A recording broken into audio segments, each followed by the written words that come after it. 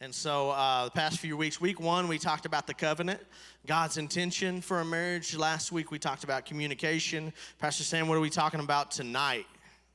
We are going to talk about boundaries. Everybody say boundaries. So what is a boundary? We need to first identify that. It is a line that marks the limits of an area. A line that marks the limits of an area. And we all know that there's all kinds of boundaries that we have in life. But tonight, of course, we're going to talk about relationship boundaries, boundaries in your relationship. And there's a lot of them. There's a lot. Like we had to pick what to throw out because we're trying to keep this where we can do small group discussions. So we had to pick what to not talk about, and so we had to put them in some of the topics that came up, some of the great things that we had to say. We had to put them into other areas in the weeks to come, and so we're not going to throw them out totally, but we had to put them and wait until other areas. Yeah, it was almost like we could do a series just on boundaries, but we're not going to do that. So a boundary in your relationship should be a dividing line that you and your spouse agree upon to set to clearly define what is right versus what is wrong. A boundary will be different in every single relationship. Healthy boundaries in your marriage are not walls to block other people out, but they are barriers that set us up for success to freely love the people that God has put you into covenant with. Psalms 147:14 says, God gives you peace within your borders. Amen. Come on, who wants peace in their home? That's right. Peace within your boundaries. So we're going to talk about boundaries tonight in the aspect of my life is going to get a whole lot more peaceful if I understand your boundaries, if I understand my boundaries. So every one of these things are different. I couldn't tell you, okay, here's the standard in every single thing because some things, because of our past, some things could be a boundary that triggers my insecurity that may not trigger somebody else. And so that's why we have to go back to communication, communicate each other's boundaries, because we all have past, we all have things that we all have things that are deal breakers for each of us that may not be a deal breaker for you. It may be totally. So we have to set the culture, the culture of our relationship. So boundaries. So it's I just got done coaching a flag football team and test phase in the football playoffs with victory, and so I started thinking about boundaries, and it's Bedlam week. Come on, Boomer. Do we have any Pokes fans in the house, please? Okay. Next week, we're going to talk about a house divided and how to overcome whenever the Sooners lose a game. Pokes fan. We'll have an altar call later for the Pokes fan. You kept fan. talking over me. Get you delivered from that I feel like demon. we have it. Wait, let's take a time out. If you are an OSU fan, do I have any OSU? I feel like we have a great chance this year. So we're going to come back here next week and chat about that. I will admit it's your best chance, but there's still not that much of a chance. Have we shared with them the time about how we got oh yeah, if you guys don't understand our banter back and forth, just understand that we're good, okay? Totally fine. Because we totally go back and forth, and some people don't understand it. And we've had like family members defriend both of us because we were being over Bedlam. So I quit. Y'all. By the way, it was his family member, not mine. Don't. Typical OSU fan. I'm just saying. We banned him from the family. That dude's not even part of the family no more. Block me and you're an OSU fan? Strike 2. I don't even wait on 3 strikes. I'll bean you with the pitch and send you to first base. Come on. So I started thinking about football. So as long as So there's obviously boundaries, the things that are out of bounds, and as long as if somebody hands me the ball and I'm running, as long as I'm within those boundaries, I'm still in the game. Yeah. I can still move forward. It may be a fight. There may be somebody trying to knock me on my butt, but I'm still in the game. If we can stay within the boundaries that God intended for our relationships, the boundaries that respect one another's views on things, that we can respect one another, what triggers them, all these things. If we can stay within those things, we still got a fighting chance. But the moment that we don't respect those boundaries, we go out of bounds and we're no longer in play. We got to come back to the drawing board, think up another play, and see if we can go again. Okay? So if you've crossed these boundaries, just know, okay, let's huddle. Let's sit at the dinner table. Let's communicate. And let's figure out how we can get back in the game. It's never too late. It is never too late. Don't ever give up. Marriage is a fight, guys. If you don't fight for it, you might as well just, somebody else will. If you won't fight for your spouse, somebody else would love to have her. As bad as you.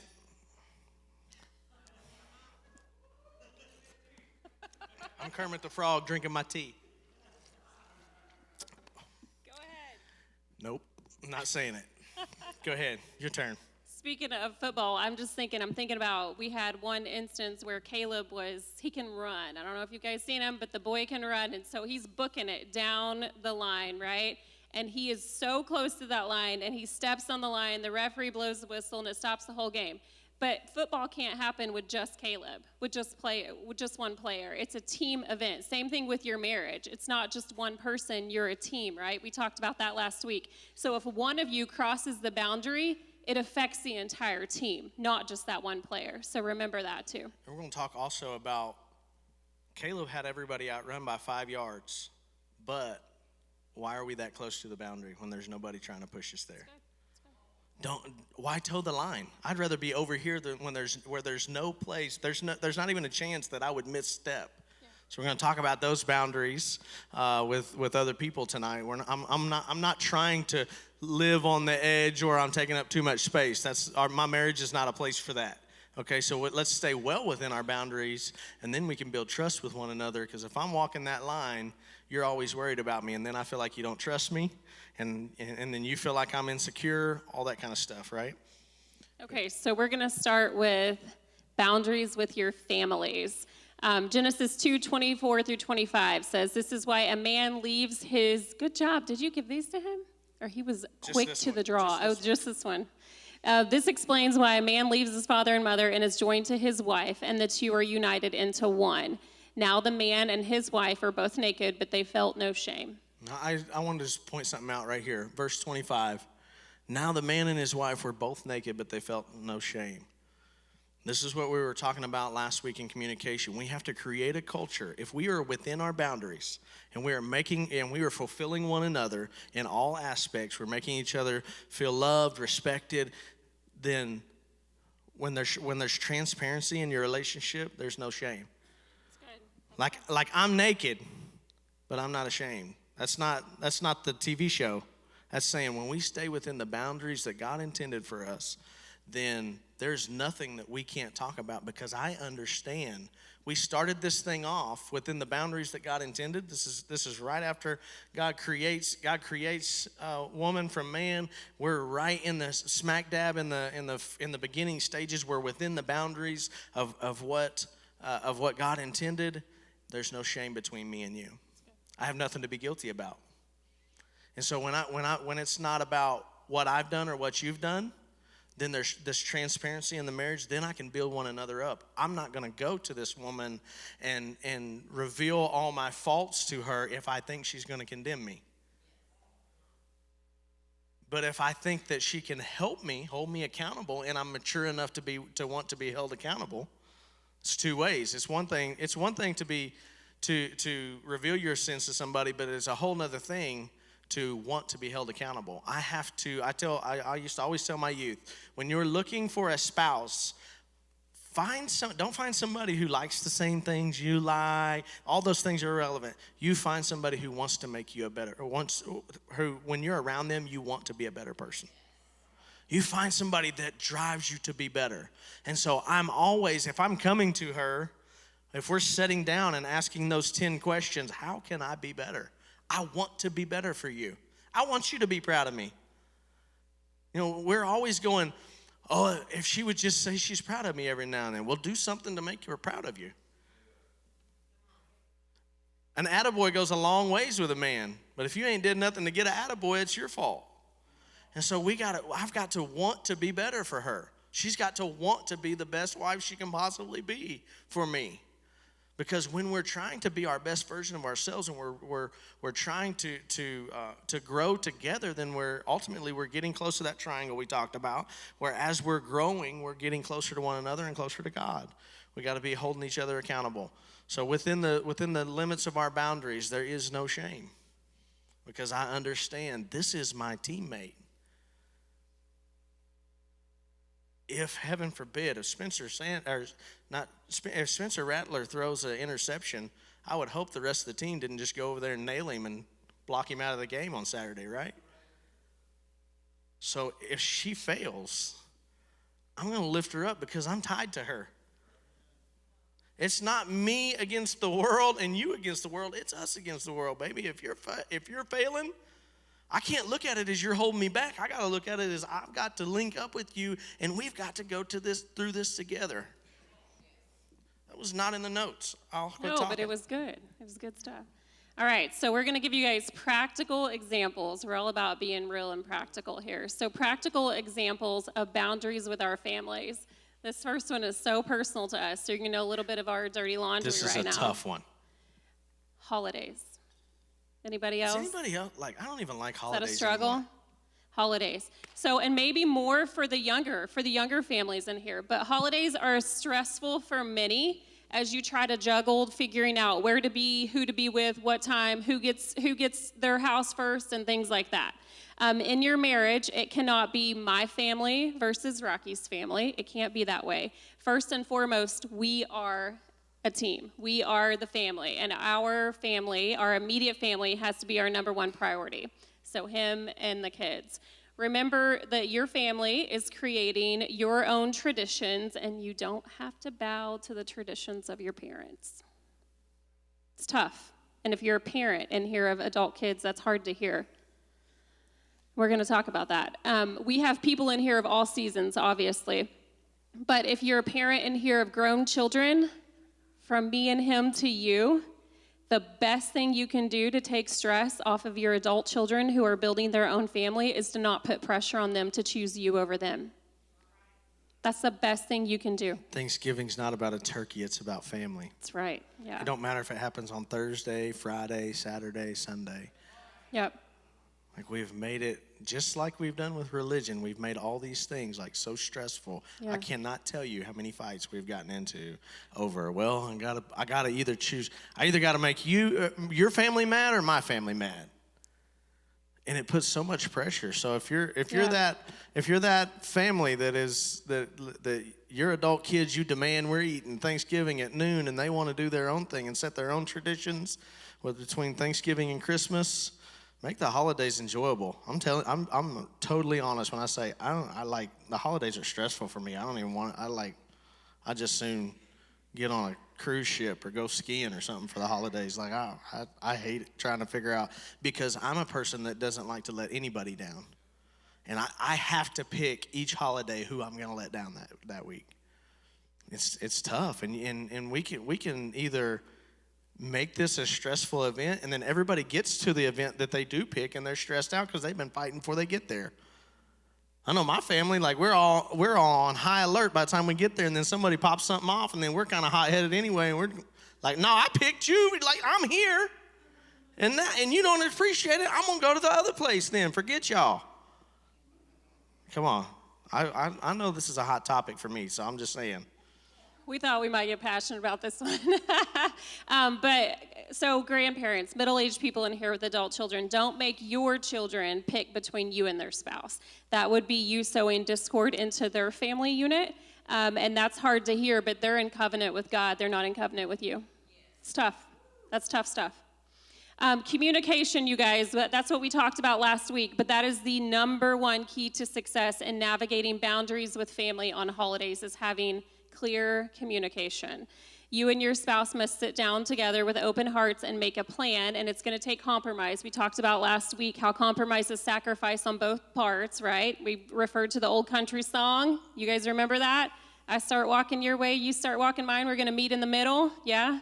But rather than, sacrificing, we're all going to meet in the middle. So then once those boundaries are established, then we communicate them to the family. The best way to do this is he's going to communicate to his family. I'm going to communicate to my family. That's the best way to do it. And this is not a suggestion like, hey, mom and dad, we think we're going to do this. It is what it is. Thank you for respecting that. You've got to set those boundaries in your family and choose, and it's nothing, and you don't have to be mean about it, but you need to your family needs to understand this is how it's going to be. If you want to make a time when everybody can, we can do it. before Christmas. We can do it after Christmas. We can do it whenever. But Christmas morning is going to be like this for my kid. I want the same memories with my children that you want with your grandchildren, that you had with your. Don't rob me of this season. Like, you got your season when we were little. I want my season, and I don't want to have to open presents and then jet off and okay, you can't play with your toys. Glad you like them. Can't play with them. We got to get to Grandma's house. And so boundaries. So boundaries. When we're talking about boundaries with family, we got to set boundaries. Not just the holidays. That's just a little bit of how to help y'all handle the holidays that are coming up. We're a couple weeks from Thanksgiving, and so is it next week? It's next week. See, I don't even know because I don't even look forward to it. Being honest, I love the food. I don't love the high intensity of arguing about whose house we're going to eat it at. It don't matter to me. And that's where I get a little bit independent and go, forget it. Y'all can all just come to my house. If y'all don't want to come to my house, that don't even hurt my feelings. That's more food for me. I got to get off of this. If you have a wife boundaries. that cooks it. There's got to be food on the table for you to be able to eat. So here's another one, boundaries in parenting. We have to come together as a husband and wife, and we have to figure out how we're going to parent our children. We have to establish those boundaries, and then we got to communicate them with our family.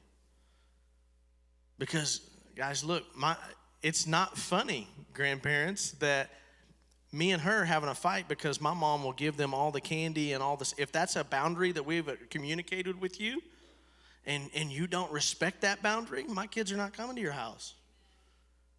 So whatever culture we're setting in our family, the grandparents and the extended family and the aunts and uncles, if they cannot honor those things, sorry, I'll parent them myself. But what happens is we let the lines fudge because we need a break and we need Grandma and Grandpa to watch them. But that's unhealthy because what that's doing is that's creating friction within your relationship that should not be there, because all you have to do is say no. Guess what? The grandparents are going to gripe about it, but they're going to go for it because they're not going to go. You have the most powerful thing in the world. You have their grandkid. And they want them as bad as you want them to watch them for the weekend. Okay? Because they're empty nesting. Communicate with your families, make it clear, expect them to honor those things. Because the moment that we let those boundaries be crossed without letting it be notified, the crossing of the boundary is as much our fault as it is theirs. You say, well, it's my dad. It's my grandpa. He's 80. Well, you know what? Tough nookies. Grandpa's going to have to get over it. Okay? Because what happens is we don't cleave to the wife. Now we've put somebody in between me and her. Nothing comes between me and her. Nothing. The most important people in our lives are our children, not our parents. We left them 14 years ago. The most important within that triangle, our kids are in that with us. That family unit is between. The only thing between us is the most important thing is our kids. Never allow your family to disrespect your spouse. Never. Never, never, ever. Come by here. Sorry. That would be a boundary crossed and would need to be addressed immediately by that spouse that's related to that family member. My wife should not have to defend herself to my family. She shouldn't even have time to defend herself to my family. As soon as I see the disrespect, I'm going to confront it right now. Look, this is my wife. You're not going to treat my wife like that. If you continue to disrespect my wife, you're going to lose me and her out of your lives. As hard as it is, you got to set these boundaries for the health of your relationship. I don't know how many times I have seen the one family. It seems to be that a couple gravitates to either one family or the other. I don't know why it's like that. It just is. But I don't know how many times I've seen that family gets in, because really, ladies, if it's your family, how it computes to him is that you respect them more than you respect him. Because you're going to make sure you don't make daddy happy. He'll get over it. I'll kiss him later. It'll be fine. and we'll let you kiss us, and we'll get over it for 5 minutes, but next time it comes up, we're already heated about it.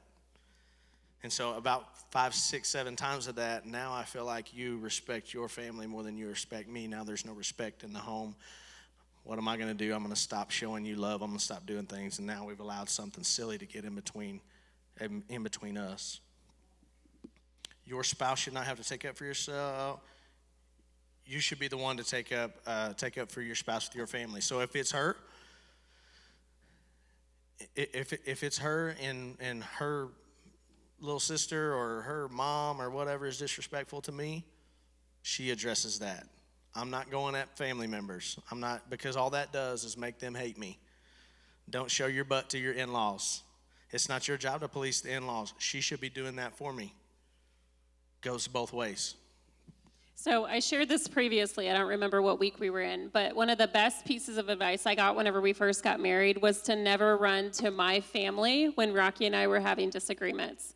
Like, never run to my family and tell them all the things I don't like about him at the moment, because they're going to take my side, maybe. My family would probably take his side, but they're going to take your side most likely, and you're going to forget it, and you're going to make up, and you're going to move on, but your family may not forget it. And that's tough to overcome. And there's a lot of examples that we could probably, a lot more examples that we could go into on family, but we'll move on to the next boundary. Yeah, you have to understand, in their mind, they hurt your little baby girl. She's still 6 years old and pigtails in daddy's mind, and whatever you did to hurt that daughter, like it's on. Like, I don't like you now. So what's happened is now you guys get closer. You guys get God in your marriage, but all the issues that you went back to, he ain't never forgot that. And now I got to try to win his approval. And you're not taking up for me because you about halfway agree with him, because I was a sorry dog back in the day, right? Okay. Let's get off of that. Nobody said amen?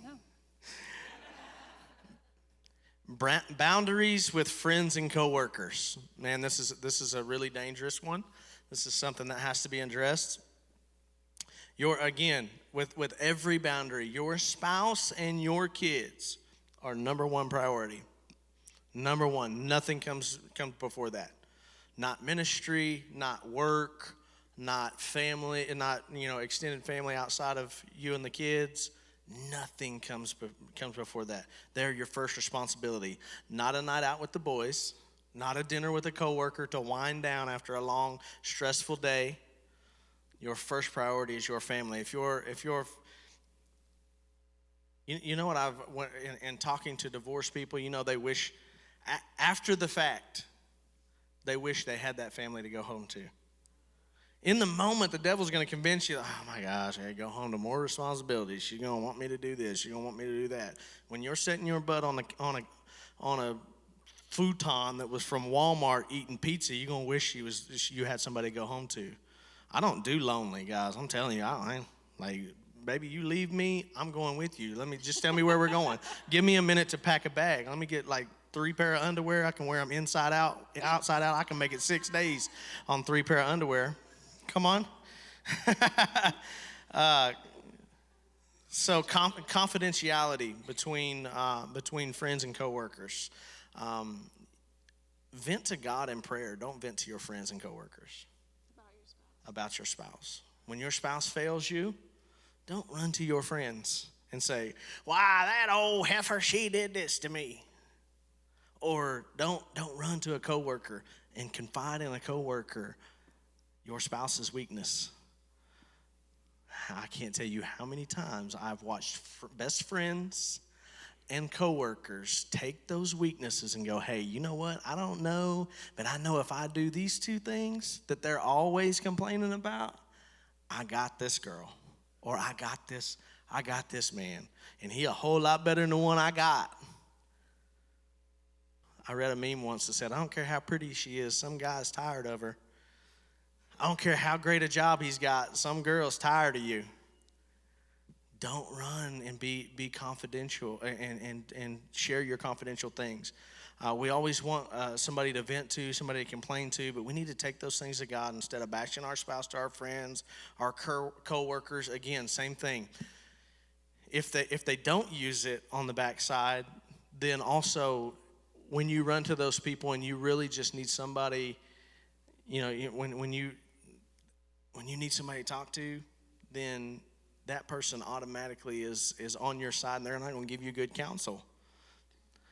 There's not very many people that are mature enough that I trust with counsel. I know a lot of people in ministry I would not trust with my confidentiality in my marriage. Because if you'll tell somebody else's dirt behind the pulpit or behind closed doors to me, you'll tell them my stuff too. Trust is earned in drops, lost in buckets. Got to create those boundaries. So we should be building up our spouse to those around us that have our ear, to our coworkers and our friends. They should think or know that our spouse is awesome and great from the words that are coming out of our mouth. And our marriages, the reason why we're doing this is they should be a godly, strong example for those people around you. So talking bad about your spouse to your friends or coworkers, it opens the door and it gives them consent to talk bad about your spouse as well. So if you trust them to say something bad, they think, oh, it's okay, it's a free-for-all. And then you're like, oh, shoot, well, I mean, they're saying the same thing I said, but I don't like it when they say it. But now you done opened the door. How you going to rebuke them for something you done already said? You done already. That's not good English. We don't discuss our sex life, whether it's good or bad, with anyone. It's a boundary we don't cross. Because even if you're asking, even with good intention, it's a bad idea. It's a bad idea because what happens is perversion enters in, and people are. I have a friend that's super raw. Like, he is open, a little too open about everything. And he was like, hey, you know what? No. I don't want to think about you or your wife like that. That's not a boundary. Like, I shut it down. I'm like, I don't want to hear about that. Because if you guys come to me for marriage counseling, I don't want to think about that. If I'm truly trying to build you up, that's just not a boundary you cross. Guys, it is nothing to brag about. Why would you want your friend to think about the things you're doing with your wife? That is not cool. We are not, this is not Bragfest High School. We don't talk about that stuff. We're going to get more into intimacy next week, but we did, or not next week. We have a week on intimacy, but it's not next week. But we want to add something here. There's an exception to talking about your sex life. If you're being abused or forced to do things, if you're forced to do something that you don't want to do, that's abuse. You need to talk to somebody about it. You need to figure out how to confront it. You need to do something. You need to talk to somebody you trust. We recommend somebody of the same sex, not different sex. It's just not a good thing. We got to have those boundaries.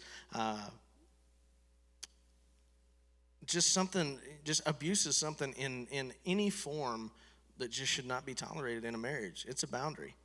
Anything, whether it be verbal, mental, physical, or sexual, no abuse is okay. You should not have to put up with that. And so if you're in my thing with abuse is if I didn't give you consent and you force that on me, whether it be your words, yourself, we won't get into that, or physically you've done something, that's abuse, guys. Something that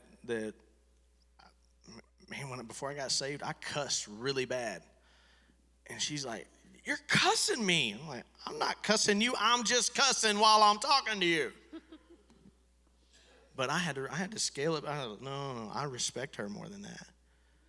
And if you think you can't turn it off, you won't cuss around your granny.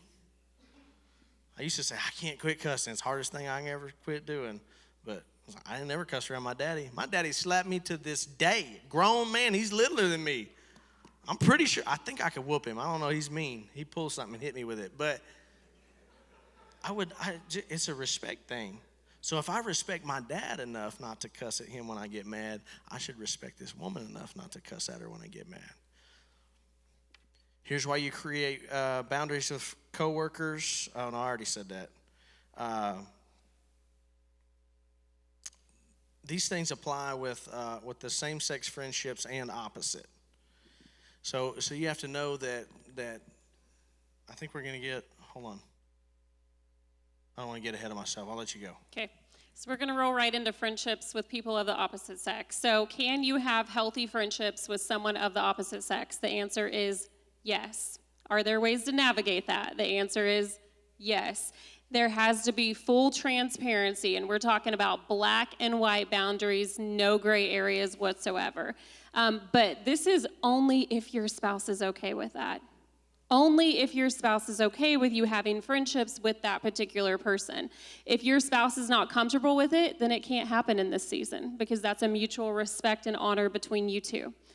You may think, well, that just means my spouse is insecure. That's his problem. That's her problem. Well, work on you, pray for them, and build a strong marriage so that those insecurities start to go away.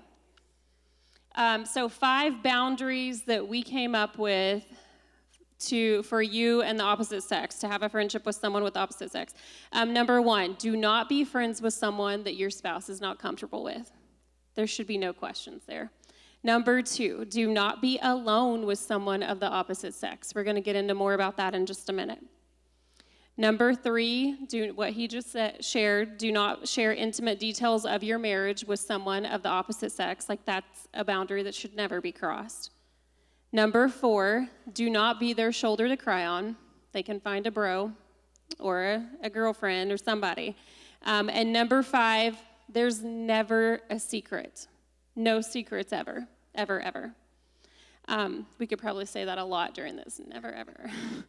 We're not asking you guys to avoid the opposite sex. Like, you're going through Walmart and a man's walking by and you're like, oh, can't talk to him because I'm not supposed to. That's not what we're asking you guys. We're telling you that to have a healthy, successful, godly, strong marriage, there's got to be boundaries in this area. And we understand that there's everyday life situations. He works with women here at the church, right? I'm in business. There's men around in some of my business events. Working, ministry, business, everyday life. There's reasons why you need to communicate with someone of the opposite sex. There's nothing wrong with this. There just has to be the boundaries. So what could those boundaries look like? Number 1, full transparency with your spouse, such as you never get behind a closed door, just you and someone of the opposite sex. That doesn't happen. We don't do that. We were talking about this today, and I'm like, I used to work at the hospital. There's med rooms, there's supply rooms, there's all kinds of rooms. I would never have wanted to be in the same room of someone of the opposite sex, because the moment I walk out, even if it was innocent, somebody's going to start talking. Somebody's going to start talking, and that's going to stir up insecurity within your marriage. And it's not that you don't trust your spouse. It's not that you don't trust yourself. You don't trust the devil. Because he comes to steal, to kill, and to destroy. We're not going to trust him. He's the tempter, and he's going to put you in situations to try to tempt you to cross the boundaries of your marriage. Number 2, talk about your spouse to the opposite sex often and in a positive way. So if you are directly working, guys, with a female coworker, you're going to constantly be building up your spouse to that other person. You're going to constantly be saying things about your spouse. That's like a great repellent right there. Number 3, involve your spouse. Keep each other in the loop. Talk about your day. Tell them who you ran into at Walmart. Tell them who you talked to at work today. Share passwords with them. They should have full access. This is for real. They should have full access to your phone and your emails. And again, it's like, well, are they insecure? No. They're your spouse. You're in covenant. You are one. They have every right. Every right. If you're trying to, if it even makes your heart beat fast when somebody picks up your phone, there's something that your spouse picks up your phone, that means there's something that you're towing that boundary. Whether you realize it or not, that should be that well, hey, I realize that. What would she say if she did read those text messages or emails with my coworker? Is there any way that my wife would even think that I'm towing the line of this boundary? Because most of our insecurities are created by our spouses. There's a reason you're insecure, or it's not always your fault. Sometimes it's in the past, but we have to know. We have to know. Full transparency takes care of all of that. My wife picks up my phone. I don't even blink. I know all the passwords to all her stuff. She knows all the passwords to all my stuff.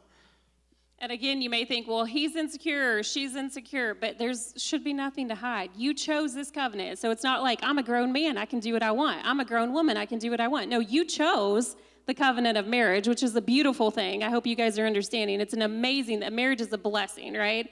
You chose this covenant, so you also chose to be one flesh. You also chose to be in unity. So keeping part of your life under the rug is not how we're going to do it. So do not try to convince them that they're insecure. You're one. They have access to what you do and who you communicate with. Accountability is part of that covenant. I saw you move your mic. Okay.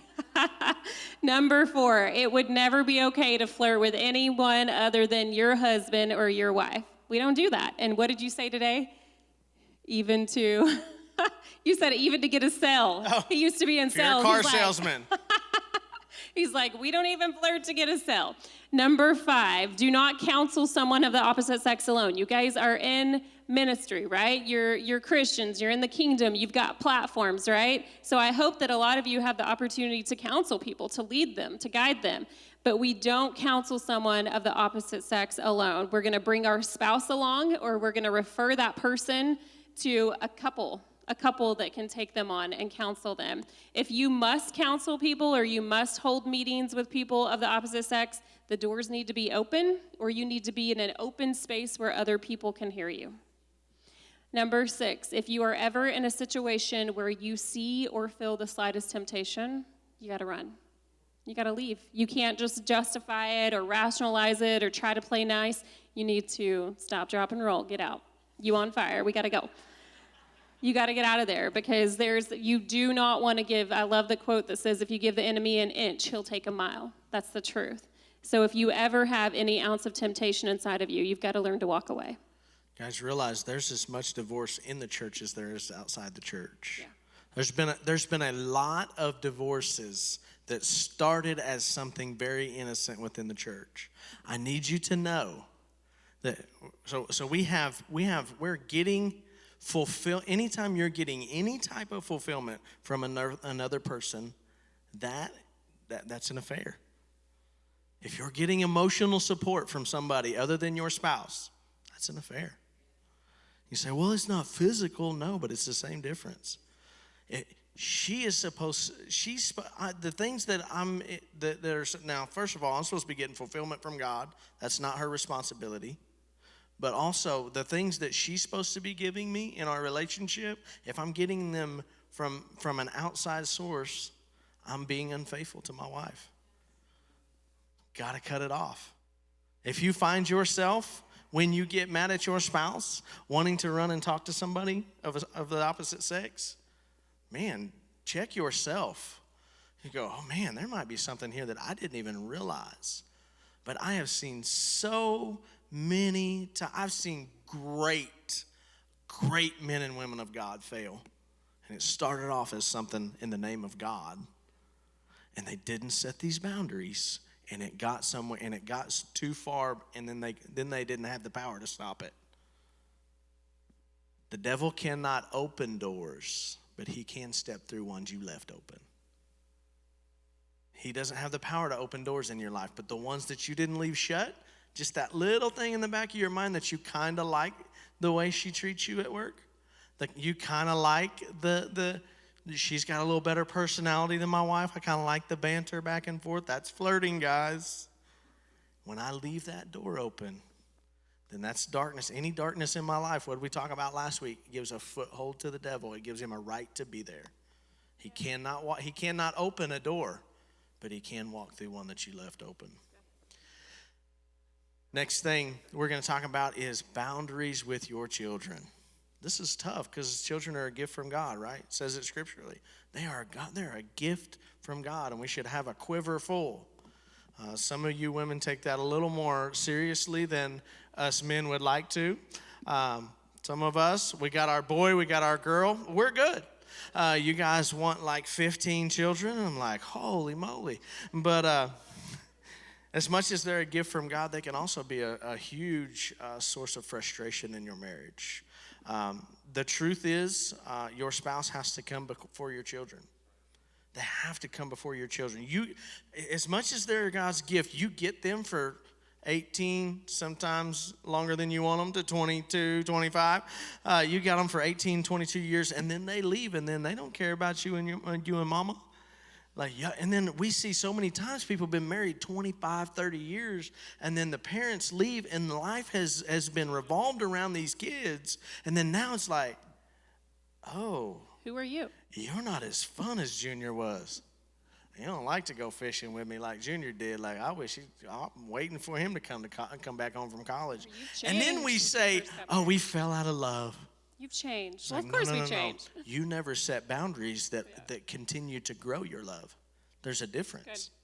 There's a difference. Boundaries with children are so that we make sure that we're always cultivating this.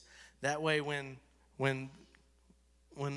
Sissy meets whatever that she marries, this guy she's married, then now we're still good. We've been cultivating this the whole time. So your spouse is a lifetime covenant. We hope it lasts 50, 60, 70 years or until Jesus comes back. We have an agreement after 50, we can come back to the table and decide if we want to go another 50, okay? That's our agreement. That's just, we made that part of the covenant, like from the get-go. That's a joke, you guys. It's a joke. It's a joke. Hey, the joke is at 50 years married, ain't nobody going to want me, ain't nobody going to want him. Like, we're good. Like, we're in it. She don't want to train another one, I promise you. No, if you got 50, I don't understand these people 25, 30 years in, like, I don't want to try to get to know another person. I'm 14 years in. I couldn't imagine. I'm young, and I couldn't imagine having to date again. Like, I don't want to do that again. Like, I did really good the first time. I'm batting the towel. I don't want to try this again. I'm not gonna fare as well next time. I know I'm not. A good, healthy marriage is just as important for your kids to see as it is for you to experience. That's good. Dad, statistically, your little girl will look for the same characteristics that you have, whether they're good or bad. And that's what she'll look for in a future husband. Because her image of a husband is you. And so every relationship, whether she likes it or not, even if she knows that you weren't the greatest husband, it's crazy, the stats. An abusive dad, women marry an abusive husband. Multiple times. It happens every time. So you have to realize your marriage, not only do you need it for your experience with one another. I almost hit you in the face. I'm not an abusive person, I promise. They need to see that. We have a whole generation of people right now that are messed up because we didn't take the time to build marriages. Now we've got up to this 50% rate of divorces, and now it's normal.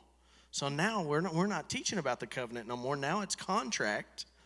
And if you don't hold up your end of the contract, we're getting out of this thing because it's just the culture of my family. Everybody goes through a divorce. It's just how it is. And so, dads, you have to realize that they're watching you. They're watching how you fight. They're watching how you love. They're watching how you serve your spouse. And then if you have a boy and a girl, so do you? Here's a sobering question. Would you let your daughter marry a guy like you? He said, nope. There's one person honest in the house of God tonight. Would you want somebody fighting with your little girl like you fight with your spouse? Would you want somebody treating your little girl like you treat your spouse? Because that's what's going to happen. Exactly. But here's the thing. We can set this precedence now. We can set it and go, no, okay.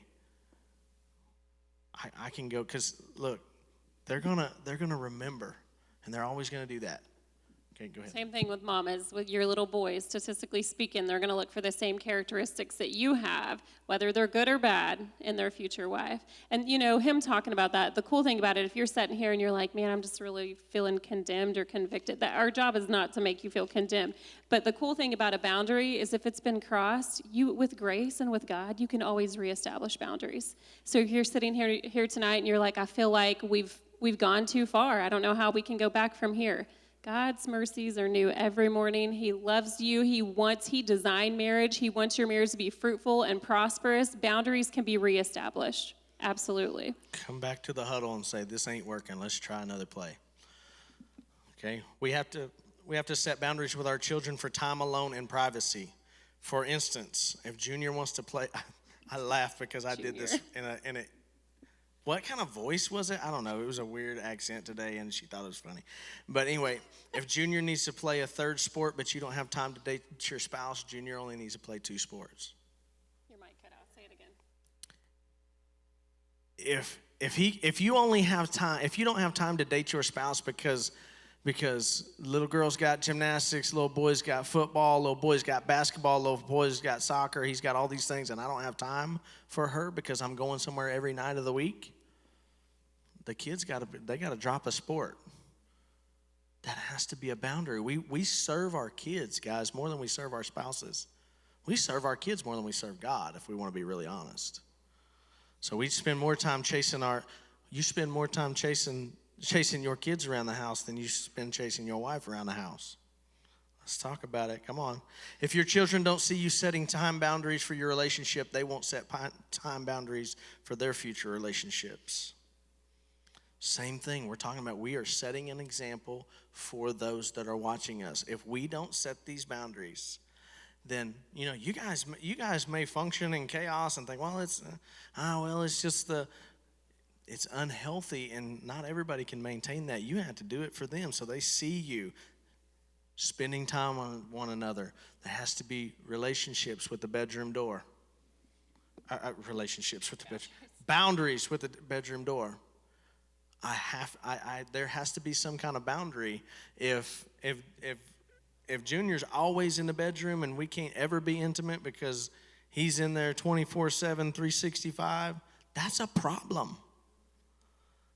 I know he's the cutest little thing, and you still envision him sucking a bottle, but that boy 12, kick him out the room.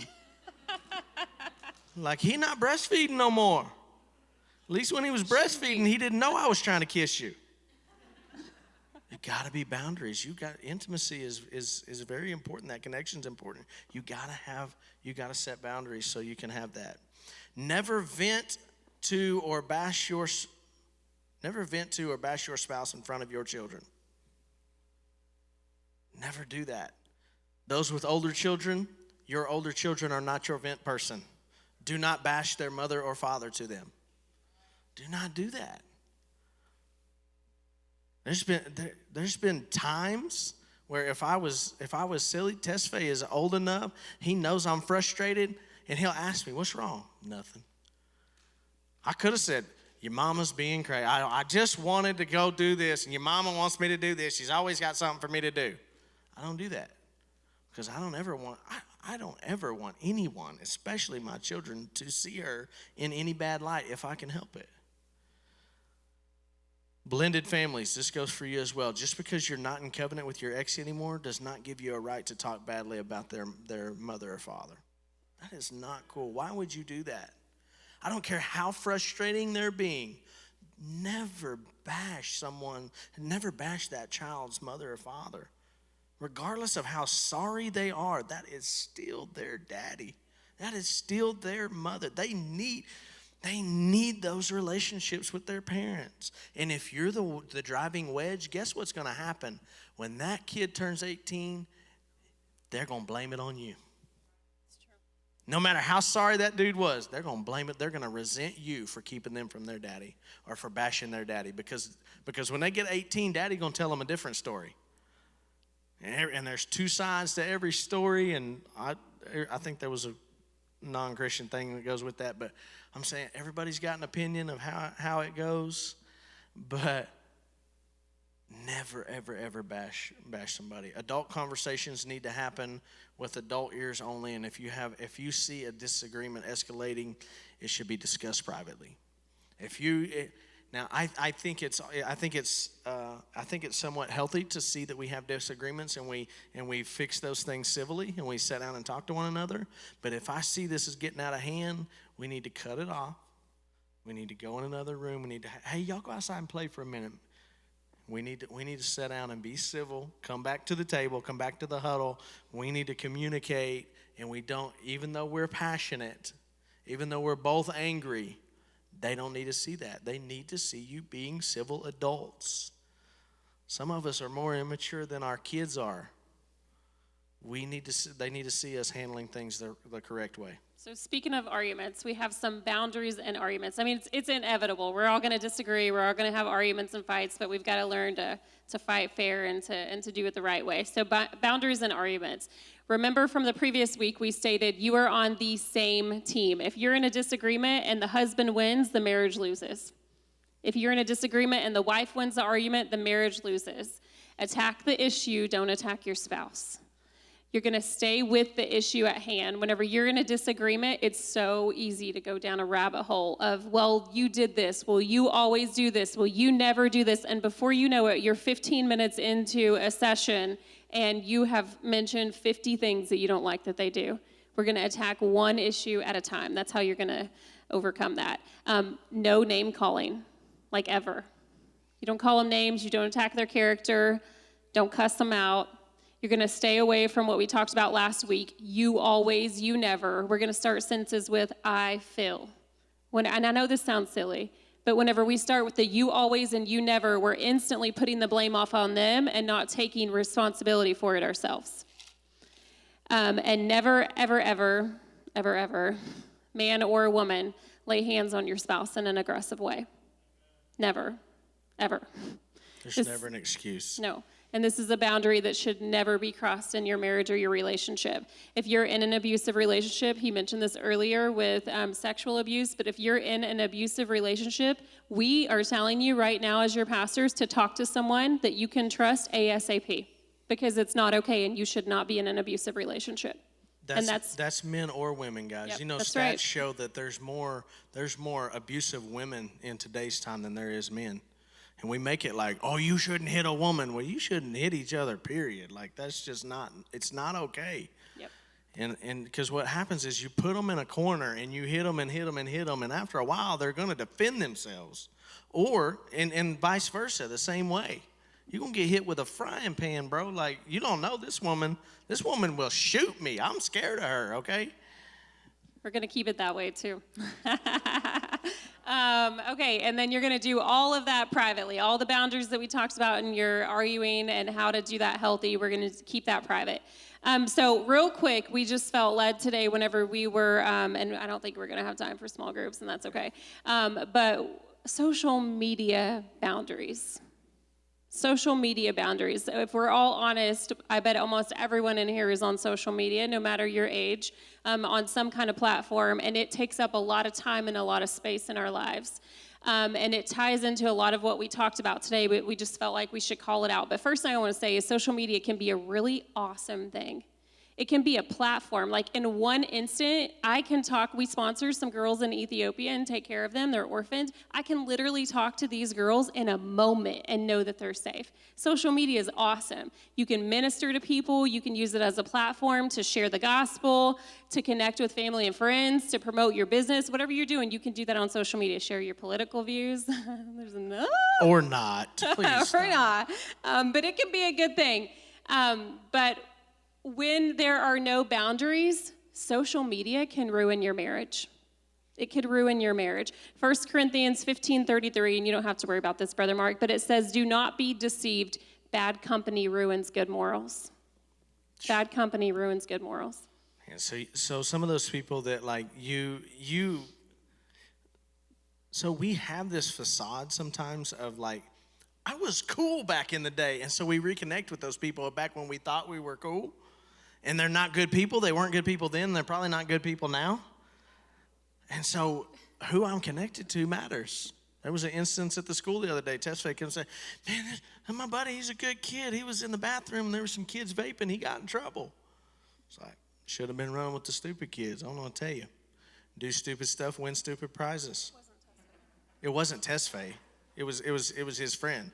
And so there are many instances when we've seen people, I mean, it's a huge thing nowadays. We've seen people reconnect with high school boyfriends, high school girlfriends, and that stuff. What started out super innocent, man, I wonder where they're at now. And before we know it, we're back and forth, and we're talking about, oh, you remember when we did this? You remember? And you go down memory lane, and you create this facade of feelings you had as some dumb teenager.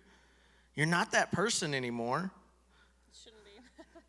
You shouldn't be. I mean, some of you might be, but you shouldn't be. And so you create this stuff, and old physical feelings start coming up. You don't even know what they really look like. Come on, it's social media. Like, they got all these filters. Like, you show up at the restaurant and be like, dang! That is not what or has anybody ever met somebody who's like, hey, add me on social media? You add them like, that is not who I met. I don't know who that is. That dude's 60 pounds heavier in person. It's all about Sorry. the angle. It's all about the angle and the filter. So we've seen it time and time again. The enemy would love nothing more than to destroy your marriage through a fake relationship that's built on who you were in the past or who you're pretending to be on social media. You're not that cool. I'm sorry. But so you know what happens is we create these, and I'm going totally off cuff here. We create these facades of a relationship, and we put our marriage in the balance of what could be, when really this woman's having to deal with the real me. And so these affairs start, and you go, well, of course they love you. They ain't got to clean up after you and deal with your kids. I'd love you too if it wasn't for them crazy kids and you making me do all this stuff around the house. And so then we create this facade of a relationship, and we put the most valuable thing that God ever put in our life, our spouse, at risk. And guess what? Guess what usually happens? It don't pan out. Or you make it pan out, and you as miserable as you was with the last one, you go, man, that first one was actually better. Can I go back? Can I hit the undo button? So your spouse has to have access to everything in your social media accounts.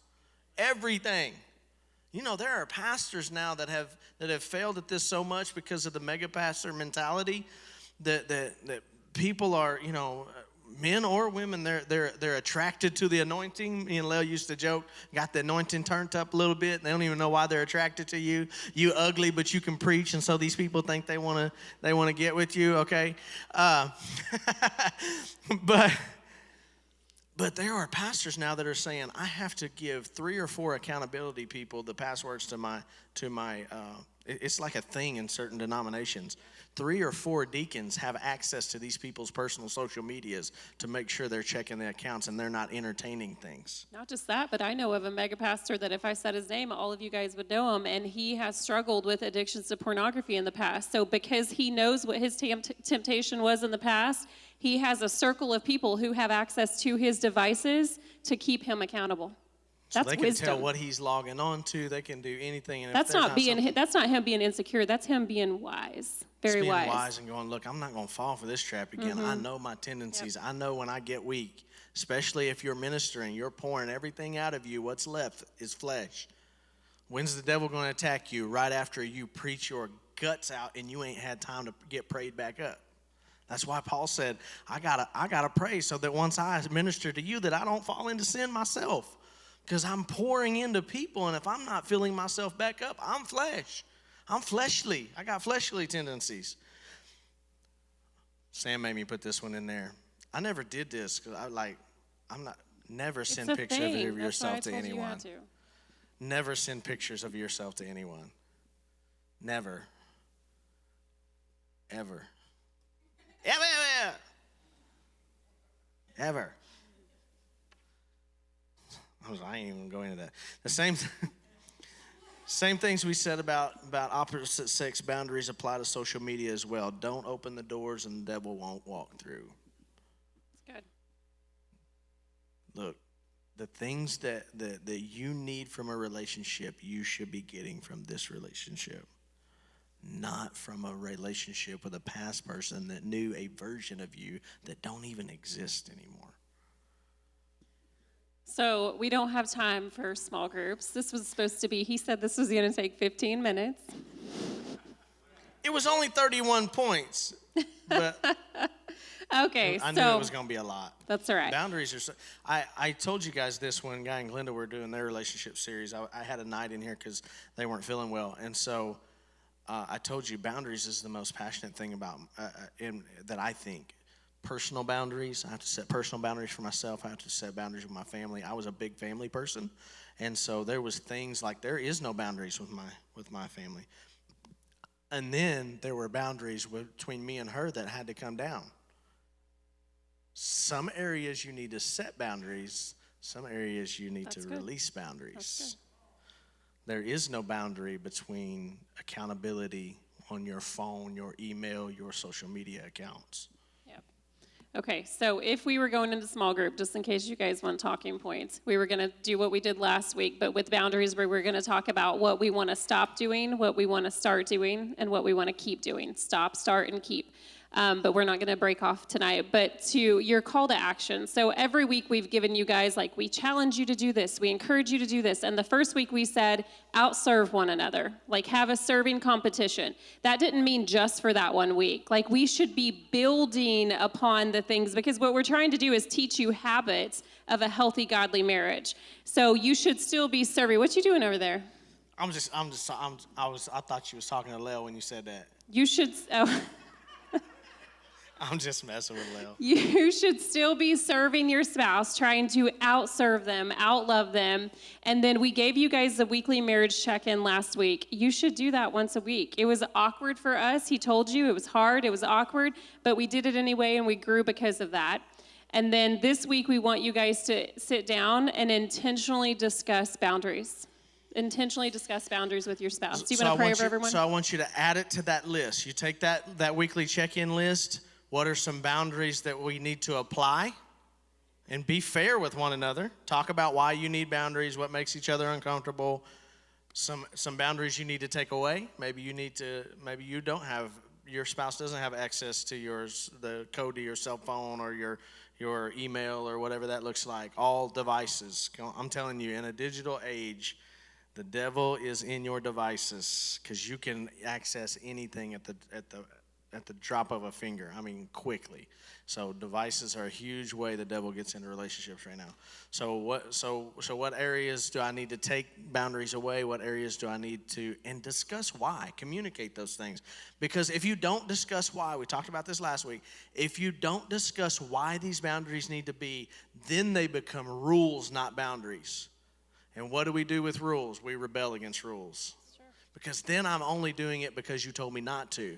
Not because I care about how it makes you feel when I do it or I don't do it. Okay, so communicate about these boundaries. What boundaries do we need to set? What boundaries do we need to take away on both sides? Be fair. This is not one-sided. You need to create boundaries in this and this and this, and then y'all talk for 30 minutes. Time's up. We'll talk about y'all's later. Put enough time. Set a timer, 15 minutes per side. Whatever you got to do. Create boundaries. I'm telling you guys. We spent so long talking about this because this will literally change your life. It'll change your life in every aspect. It'll help you through the holidays.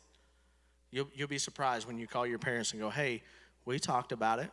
It's not up for discussion." I mean, and so you're nice about it, but it's not up for discussion. Here's what we're doing. How can y'all accommodate? If you want to see the kids, you're going to have to do it. We got plans on Christmas Day. Christmas Day is our family. So we started that because we were running all over the place. We started Christmas morning, Christmas Day. That's my day. I'm not leaving the house. I'm not getting out of my new Christmas jammies that we opened on Christmas Eve before we made Christmas cookies. Okay? We got all these little foo-foo-y traditions, and I love it. And ain't nobody getting in that. If you're welcome, I mean, you can even come over and be a part of it. I don't care. But this is what we're doing. You let me know what you're doing other than this day, because this is my day.